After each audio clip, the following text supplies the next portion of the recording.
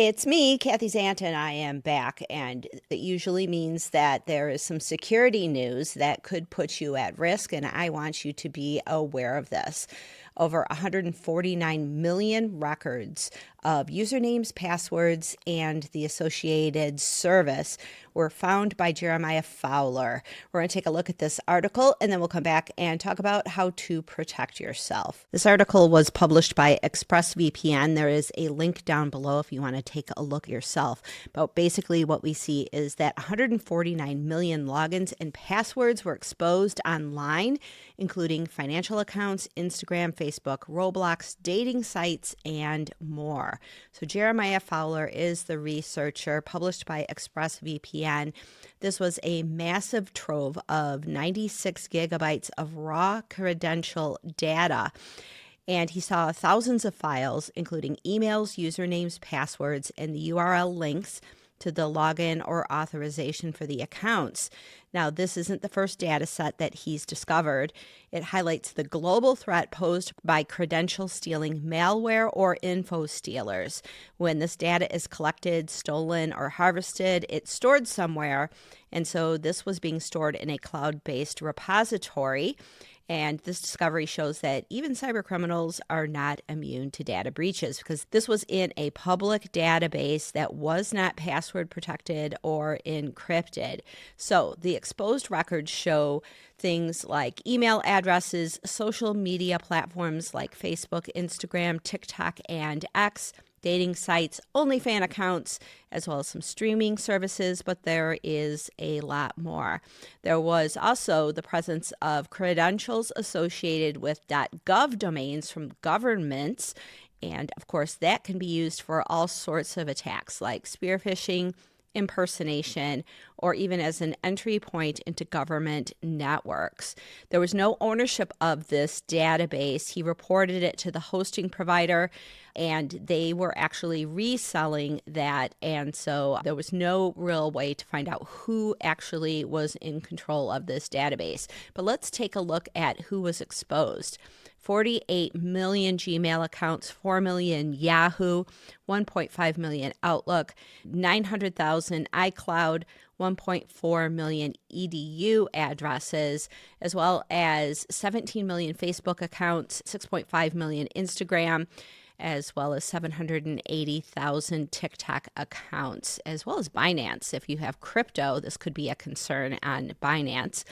And then he showed some screenshots showing total counts of records and size of the exposed Infostealer database.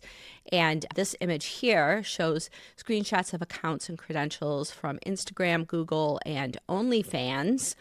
And then down here, interestingly, we see that there was a WordPress administrative login in this trove as well.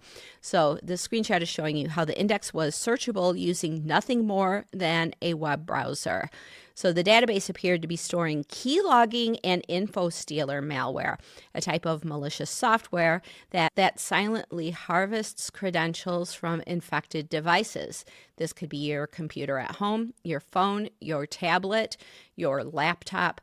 Of course, the potential risks of exposed credentials is outlined here as well, because this data includes emails, usernames, passwords, and exact logins. Criminals could have potentially automated credential stuffing attacks against exposed accounts, targeting email, financial services, social networks, enterprise systems, and more. So this dramatically increases the likelihood of fraud, identity theft, financial crimes, phishing campaigns that could appear to be legitimate because they're referencing real accounts and services. And they have some recommendations here on how to protect your accounts, credentials, and privacy. So many of us are aware of things like Infostealers. We've talked about it on this channel many times before. These can be spread using malicious email attachments, fake software updates, compromised browser extensions, and even deceptive advertisements.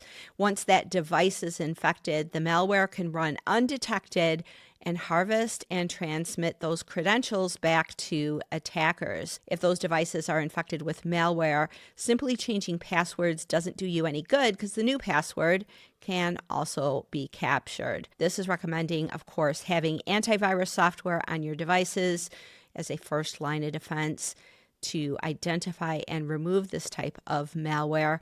The report published in October that's linked here identifies that only an estimated 66% of U.S. adults are using antivirus software in 2025. So a large segment of users are unprotected. So are you using antivirus on all of your devices? This is, of course, your first line of protection against info-stealing malware. You should have it on your desktop computer, on your laptop, as well as your phone, and even on your tablets. Don't expect the operating system to always protect you. When you're receiving attachments, be very suspicious of anything. Don't just think, oh, well, it's only a PDF. I can just open this and see what it's all about. Even if it's in your spam folder, it shouldn't be any big deal, right? Just don't open it. Just delete those types of things. Any kind of ads that look suspicious, or even an ad that doesn't look suspicious, be suspicious anyway. It will protect you in the long run. Make sure you have good antivirus on your device. Malwarebytes is my preferred antivirus solution, so you should have this up and make sure that you keep those signatures looking for malware. Make sure you keep those updated on your antivirus. Now, if you are in any of these breaches, if you think your machine has been infected, or even if you're highly suspicious, like I always am, you might want to rotate your passwords for any of these types of services, whether your Gmail, your Facebook, your Instagram.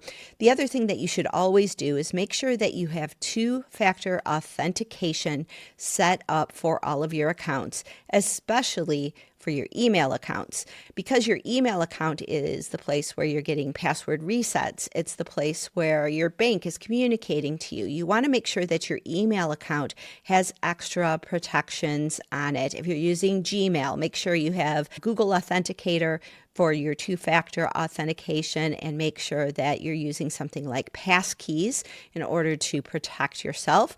I highly recommend that you use a password manager.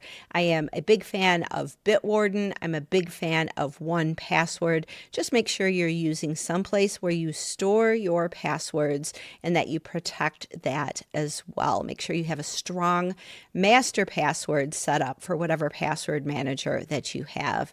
I was surprised to learn from this article that only 66% of people are using antivirus. It's a little scary. Let's help someone else. If you know someone who is not quite the most aware person in terms of security, maybe they're reusing passwords everywhere. Maybe they just aren't looking at security. These are the people who are most at risk. So share this video with them or share the article with them. Our job here is just to help everybody become more secure, make the hacker's job just a little bit harder, and to protect yourself in face of all this. The other thing that I want to mention is that if you are exposed in a breach like this, one of the biggest risks is identity theft or spear-phishing.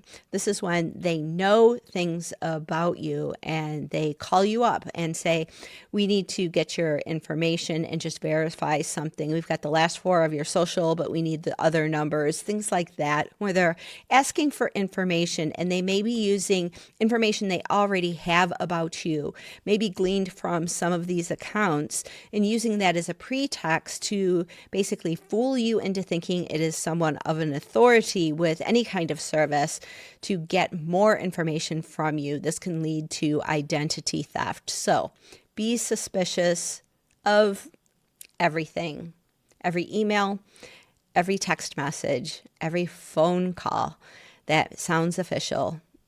Guess that it's not and protect yourself. We'll see you next time.